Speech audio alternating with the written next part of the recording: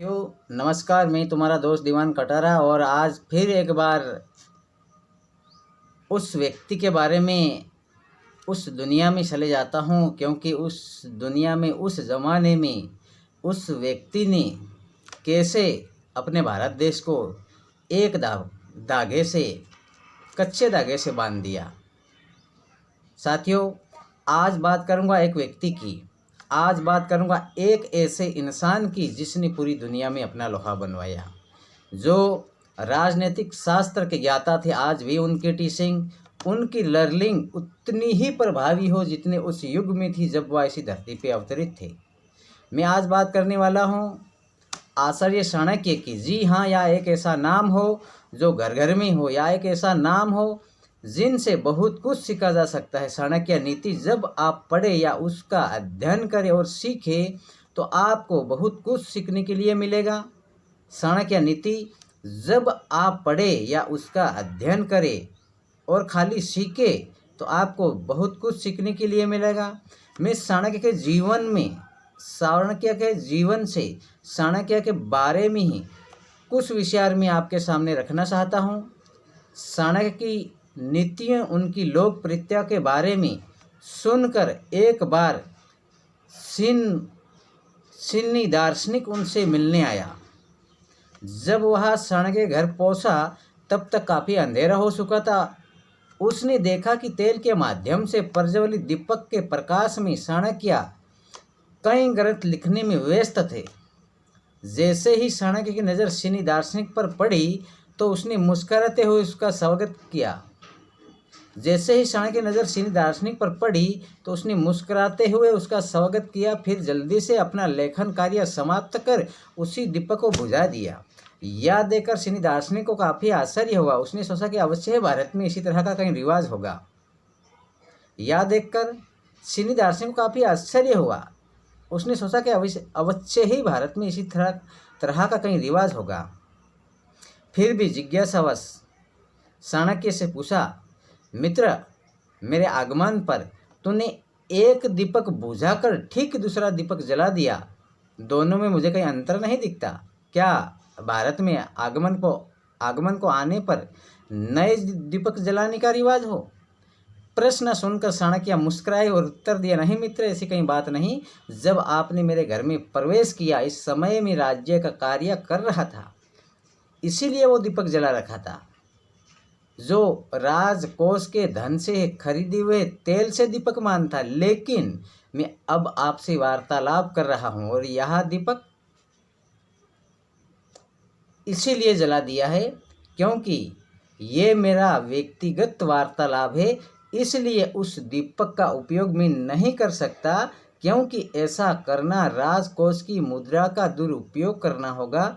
बस यही कारण है कि मैंने दूसरा दीपक जला दिया।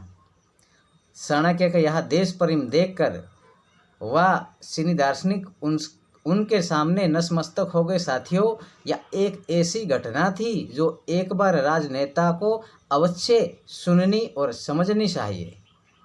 मैं चाणक्य के जीवन की एक दूसरी घटना आपको बताना चाहता हूँ। हम सब जानते हैं कि आचार्य चाणक्य स्वयं बड़े कुरूप थे।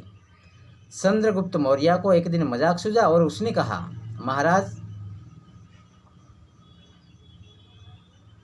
चंद्रगुप्त मौर्य को एक दिन मजाक सूझा और उसने कहा, महाराज, आप कितने गुणवान हो, आप कितने बुद्धिमान हो, क्या ही अच्छा होता आप रूपवान भी होते।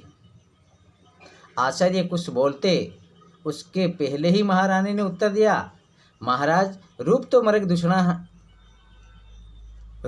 दिशना है। उसकी व्यक्ति की पूजा उसके रूप से नहीं बल्कि गुण और बुद्धि से होती हो।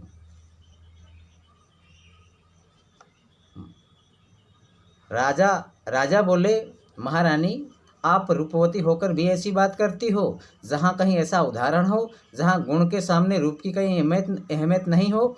बहुत से उदाहरण भरे पड़े हैं महाराज। पहले आप ठंडा पानी पीकर शांत हो ले, फिर बात करेंगे। इतना कहा कर चाणक्य ने बारी बारी से 2 गिलास राजा की ओर बढ़ाई। राजा को पानी पी लेने के बाद चाणक्य ने पूछा, महाराज, पहले गिलास में सोने का घड़े का पानी था, पहले गिलास में सोने का घड़े का पानी था और दूसरे में मिट्टी का घड़े का पानी था। अब आप ही बताइए कि किस घड़े का पानी आपको अच्छा लगा। राजा मुस्कुराते हुए हाँ कहते हुए मुस्कुरा दिए साथियों। यह एक ऐसी घटना थी।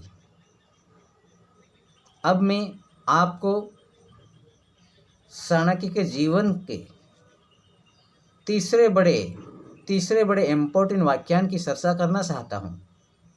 जब चंद्रगुप्त मौर्य ने भारत के साम्राज्य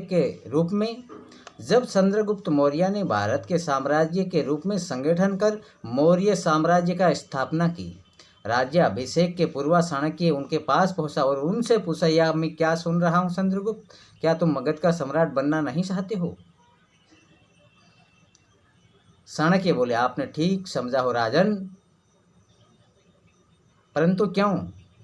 आपने मुझे चक्रवर्ती साम्राज्य देने का वचन दिया था, परंतु यहाँ आने के उपरांत मुझे समझ में आया कि आपके लिए सम्राट एक वेतन लेने वाले दास से बढ़कर कुछ भी नहीं हो। तो आश्चर्य कृपा ये साम्राज्य आप ही रखिए। यदि सम्राट बनने का यही सुख हो तो मैं सम्राट बनना नहीं चाहता हूँ। चाणक्य बोले, चंद्रगुप्त, तुम्हारे राज्य में एक भी व्यक्ति भूखा हो, क्या तुम सुखी रह पाओगे? सुख और शिक्षक सम्राटों के भाग्य में नहीं होता। क्या तुम भूल गए कि मैंने तुम्हें साम्राज्य देने का वचन दिया था, सुख देने का नहीं? तुम सुख चाहते हो चंद्रगुप्त, तो अपनी प्रजा को खुशी बनाओ। चाणक्य का जीवन, चाणक्य की यादें अपने आप में एक उदाहरण है। आइए सब मिलके चाणक्य के जीवन की थोड़ी सी एक भी कड़ी, एक भी झलक अपने जीवन के अंदर उतारते हैं। साथियों, चाणक्य की यादें, चाणक्य की बातें, चाणक्य का ये उस समय का जनरेशन अपने आप में एक उदाहरण है। आइए महात्मा चाणक्य से कुछ सीख सकते हैं। धन्यवाद साथियों।